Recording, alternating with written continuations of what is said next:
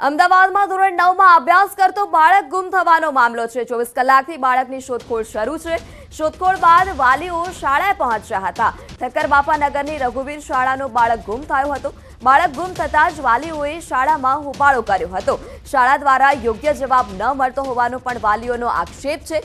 સીસીટીવીમાં દેખાઈ રહ્યું છે કે બાળક ગઈકાલે સવારે 9:30 વાગ્યાની આસપાસ શાળામાંથી જાય છે તો બાળક ગુમ થવા અંગે સ્કૂલ સંચાલકોએ પણ દાવો કર્યો છે।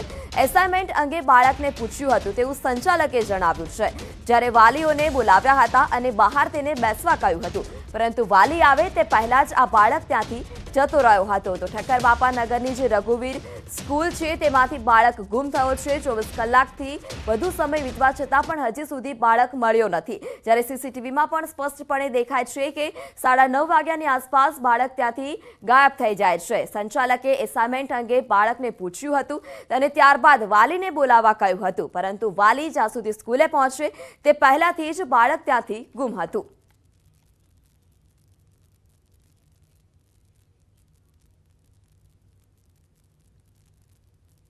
બીજાનું એસાઇનમેન્ટ લીધું હતું બરોબર છે અને એ છોકરા આપણને કર્યું હતું કે ભાઈ મારું સાહેબ એસાઇનમેન્ટ ખોવાઈ ગયું છે બરોબર છે, કોઈક લઈ ગયો છે।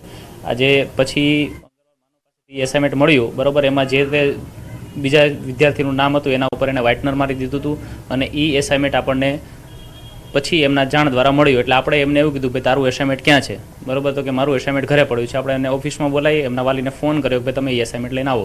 એસાઇનમેન્ટ લઈને આવે ત્યાં સુધી આપણે એને બહાર બેસાડ્યો બરોબર છે અને એસાઇનમેન્ટ લઈને વાલી આવે ત્યાં રિસેસ પડી ગઈ અને તેટલી વારમાં છોકરો ત્યાંથી ગેટમાંથી નીકળી ગયો। શું આપણે રજૂઆત માટે પહોંચ્યા છીએ અને શું સ્કૂલ દ્વારા શું જવાબ આપવામાં આવી રહ્યો છે? સાહેબ ગઈકાલે સવારે 9:15 વાગ્યાનો મારો બાપો સ્કૂલમાંથી નીકળી ગયો છે બરાબર। કાલે આખો દિવસ અમે શોધખોળ કરી રાત્રે 3 વાગ્યા સુધી પણ અમારું બાળક મળેલ નથી બરાબર। અમે ટ્રસ્ટીઓને રિક્વેસ્ટ કરી, ટ્રસ્ટીઓને રાત્રે ફોન કર્યા। ટ્રસ્ટીઓએ એવું કીધું કે ભાઈ સવારે તમને ફોન નંબર કે જે બી હશે તમને સવારે મળશે। રાત્રે એમનો ફોન આવ્યો તો મારી ઉપર કે ભાઈ બાળક મળ્યું 3-4 વખત ફોન કર્યા છે। આજે સવારે અમે અહીંયા આવ્યા બરાબર, એ લોકોને રિક્વેસ્ટ કરી બરાબર, તો એ અમને એવું કહે છે કે અમે તમારી શું મદદ કરીએ મદદ કરીએ એટલે અમે એનો મતલબ એમ કે એ અમારા ઉપર ઉપકાર કરે છે। મદદ કરવાનો મતલબ શું? અમે પૈસા લેવા એમની જોડે આવ્યા છીએ? અમારું બાળક જોઈએ, બાળક આપી દો। બાળકના માતા આપણી સાથે છે, શું કહેશો? શું અંદરથી શું જવાબ મળી રહ્યો છે? અંદરથી ને હવે કાલે અમે આવ્યા હતા ને ઓફિસમાં તો અમને કે શાંતિ રાખો મળી જશે, પણ કાલ આખો દિવસ ને આખી રાત ગઈ મારો બાળક નથી આવ્યો। આજે અમે આવ્યા છે તો ઘડીકમાં હવે વાતો ફેરવીને કહે છે। ઘડીકમાં કહે છે પાણી પીવા ગયો હતો, ઘડીકમાં કહે છે અમે અહીંયા બેસાડ્યો તો મારો બાળક તમારા સ્કૂલમાંથી ગયો તો તમારી સિક્યોરિટી કોઈ ગાર્ડ નથી, કોઈ હવે કહે છે કે અમે શું કરીએ? તો એ અમને પૂછવાની જરૂર નથી। મારો બાળક તમારા સ્કૂલમાંથી ગયો છે તો તમારી જવાબદારી છે મને મારો બાળક લઈ દો। સીસીટીવી જે ચેક કર્યા છે, સીસીટીવીમાં શું જોવા મળ્યું છે? સીસીટીવીમાં મારા બાળકને ઓફિસમાંથી બહાર બેસાડ્યો છે।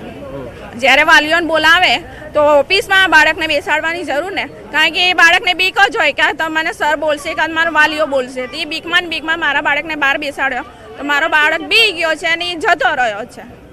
તે જતો રહ્યો તો તમારા ક્લાસમાંથી ગયો છે, તમારા સ્કૂલમાંથી ગયો છે, તો મારા બાળકના લાવવાની જવાબદારી તમારી છે બરાબર। હવે શું આપણે પોલીસ ફરિયાદ પણ કરવાની છે? શું છે કરવાની છે?